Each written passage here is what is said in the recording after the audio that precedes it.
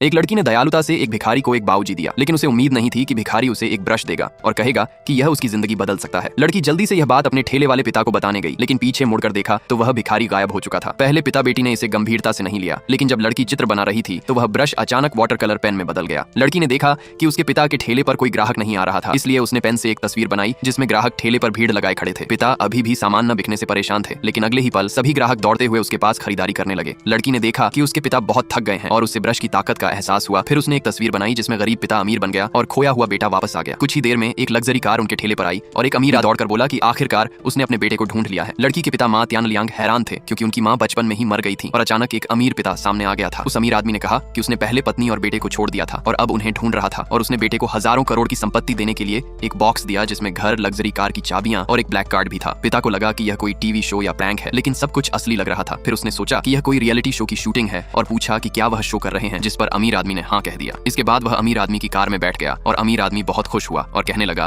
कि उसने बेटे के कार्ड में 1 ट्रिलियन डाल दिया है। लेकिन मां तियान लियांग ने समझा कि सिर्फ 10,000 मिले हैं और खुशी में बोला कि वह कुछ भी करने को तैयार है। दोनों को पता नहीं था कि उन्होंने गलत समझ लिया है। तभी लड़की ने फिर से चित्र बनाया कि अब पिता के पास पैसा है तो एक औरत भी होनी चाहिए। फिर वे अमीर आदमी के महल पहुंचे, जहां एक सुंदर लड़की उनका इंतजार कर रही थी और उसे पिता की सहायक बना दिया गया। अमीर आदमी ने बेटे को एक कंपनी संभालने के लिए नियुक्त किया और नियुक्ति पत्र दे दिया, जिसे देखकर पिता चौंक गया, क्योंकि वही कंपनी थी जिसने कुछ दिन पहले उसे निकाल दिया था। वह बहुत उत्साहित हुआ क्योंकि उसकी एक्स गर्लफ्रेंड भी वहीं काम करती थी और वह बदला लेना चाहता था। वह कंपनी पहुंचा तो बहुत से कैमरे और फोटोग्राफर देखे और सहायक से पूछा कि अगर वह अब कंपनी का सीईओ है तो क्या वह किसी को भी निकाल सकता है, और सहायक ने कहा कि यह सब उसके पिता के आदेश पर है और कंपनी अब उसकी निजी संपत्ति है।